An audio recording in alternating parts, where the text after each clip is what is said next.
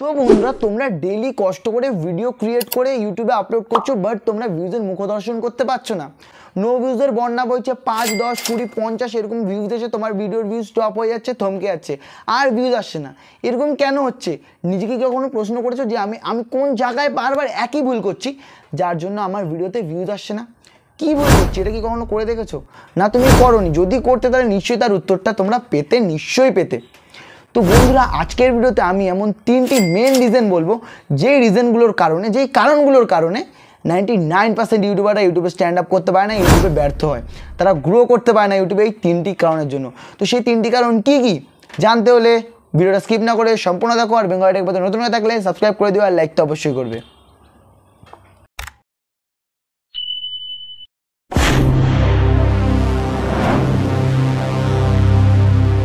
তো বন্ধুরা যে 3টি কারণ, সেই 3টি কারণের মধ্যে প্রথম কারণ কি? প্রথম কারণ হলো তোমরা সঠিক মতো ভিডিও আপলোড করতে পারো না। তো ভিডিও আপলোড করার সঠিক পদ্ধতি আমি আজকের ভিডিওতে বলবো। তো দেখো, আমি আমার ইউটিউবে চলে এসেছি। ইউটিউবে আসার পর প্লাস আইকনে ক্লিক করলাম। প্লাস আইকনে ক্লিক করার পর যারা শর্ট ভিডিও আপলোড করে তাদের জন্য আমি কথাটা বলছি। বড় ভিডিও আপলোড করার সঠিক নিয়ম, কী করে আপলোড করতে হয়, সঠিক নিয়মটা কি, সেটা আমি একটা ভিডিও আপলোড দিয়েছি, এই যে স্ক্রিনশট দিয়ে দিলাম, যারা দেখো তারা গিয়ে দেখে আসো। তো দেখো, এই যে আমরা ধরো একটা শর্ট ভিডিও আপলোড করবো, তো আমরা কীভাবে এরকম জায়গায় এসে প্লাস আইকনে ক্লিক করার পর এরকম একটা পেজ ওপেনে আমরা কী করি, শর্টে চলে যাই। শর্টে গিয়ে শর্ট ভিডিও অ্যালবামে গিয়ে ভিডিও আপলোড দিয়ে দিই। বাট এটা না, এটাই তোমরা ভুল করে, এটাই 99% ইউটিউবাররা ভুল করে। তোমরা শর্ট ভিডিও আপলোড দাও বা বড় ভিডিও আপলোড দাও, সেটা ভিডিওস থেকে আপলোড দেবে। এবার ধরো আমি শর্ট ভিডিওটা আপলোড দেবো 6 সেকেন্ডের, এটা আমার এডিট ফেডিট করা নেই, এমনি তোমাদের এক্সাম্পল দেখানোর জন্য আমি করছি। আবার নেক্সট করবো।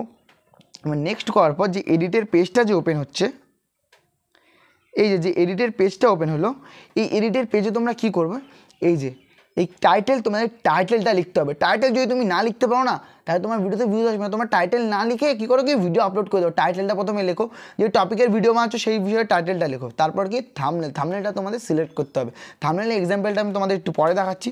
তারপর কি তোমাদের অডিয়েন্সটা সিলেক্ট করতে হবে। অডিয়েন্স কি তোমরা কী করে রাখো, yes it is made for kids. এখানে যদি yes it's been made for kids করো না, তাহলে এটা তোমাদের বাচ্চা অডিয়েন্স ভেবে নেবে। বাচ্চা অডিয়েন্স তোমার ভিডিও দেখবে, বাচ্চাদের জন্য ভিডিওটা তৈরি এরকম ভেবে নেবে, আর তোমার ভিডিওতে ভালো ভিউজ দেবে না ইউটিউব।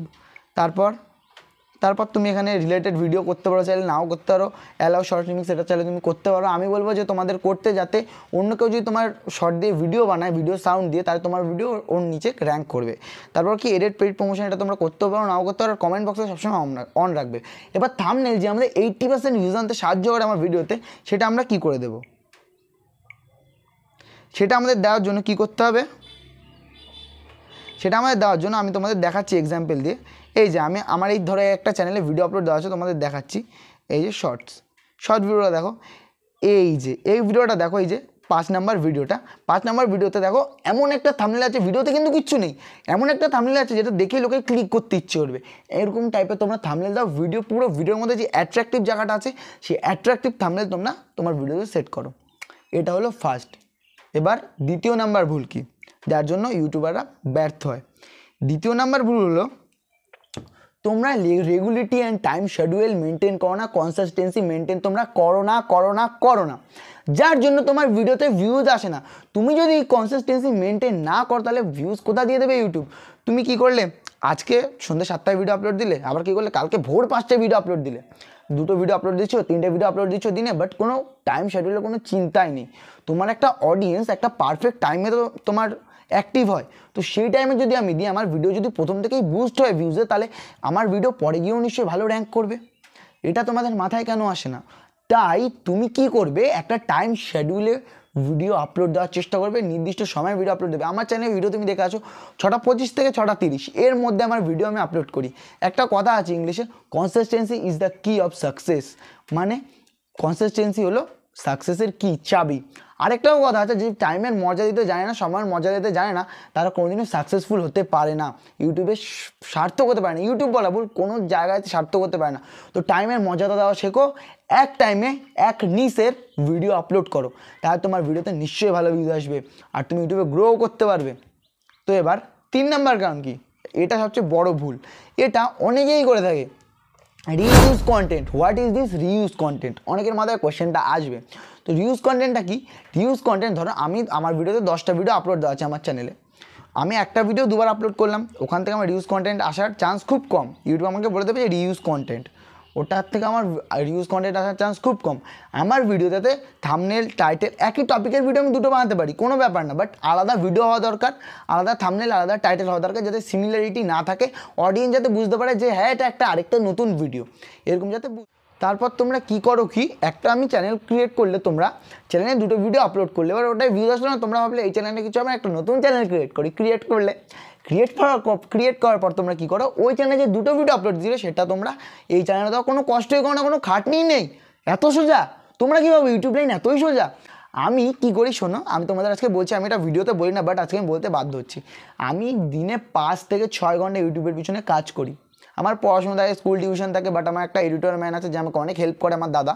তো সে না থাকলে আমি অবশ্য পারতাম না। আমি 5 থেকে 6 ঘন্টা ইউটিউবে ইনভেস্ট করছি। কী করে? ধরো আমার থাম্বনেল বানাতে লাগছে 1 থেকে 2 ঘন্টা, ভিডিও স্ক্রিপ্ট লিখে ভিডিও ক্রিয়েট করতে লাগছে 2 ঘন্টা, ভিডিও এডিট করে ভিডিও আপলোড করে লাগছে 2 ঘন্টা। এরকম করে আমার 5 থেকে 6 ঘন্টা কিন্তু ডেলি ইউটিউবের পিছনে আমি দিচ্ছি। তোমরা তো 10 মিনিটও ঠিক করে দাও না, জাস্ট ভিডিও ক্রিয়েট করলে ছেড়ে দিলে, না লিখলে টাইটেল, না লিখলে ডেসক্রিপশন, কিচ্ছু নেই, ছেড়ে দিলে। এরকম জীবনে পারবে না তোমরা। আর একটা বন্ধুরা, আরেকটা রিউজ কন্টেন্ট কখন আসে, যখন আমি অন্য কারো ভিডিও নিয়ে আমি আমার চ্যানেলে আপলোড করে দিলাম। তো অন্য কোনো চাইনিজ ভিডিও আমি নিয়ে আপলোড করে দিলাম আমার চ্যানেলে, তখনও কিন্তু রিউজ কন্টেন্ট আসে। অনেকে কপি পেস্টের ভিডিও শেখায় যে চাইনিজ ভিডিও কপি করে তোমার ভিডিওতে ভয়েস কভার দিয়ে ছাড়ো, তোমার ভিডিও ভাইরাল হবে, তুমি লাখ টাকা ইনকাম করতে পারবে। আমি নাম বলবো না ইউটিউবারদের, বাট ওই নিয়ে আমি শীঘ্রই একটা ভিডিও আনতে চলেছি, ওর প্রতিবাদ নিয়ে। এই বিষয়ে আমি মুখ খুলবই, আর যখন মুখ খুলবো তখন সবার মুখোশ খুলবো। তো বন্ধুরা, সেই ভিডিওটা দেখতে হলে বেঙ্গল টেক পথে জুড়ে থাকবে, আর সাবস্ক্রাইব তো অবশ্যই করবে, সাবস্ক্রাইব করে নোটিফিকেশান অল করে রাখবে, বেল আইকনটা অল করে রাখবে, তাহলে ওই ভিডিওটা তোমরা নিশ্চয়ই পারবে। ওটা খুবই ধামাকাদার ভিডিও হতে চলেছে, এই জন্য তোমরা ভিডিওটা প্লিজ দেখো, আর কপি পেস্ট থেকে তোমরা দূরে থাকো।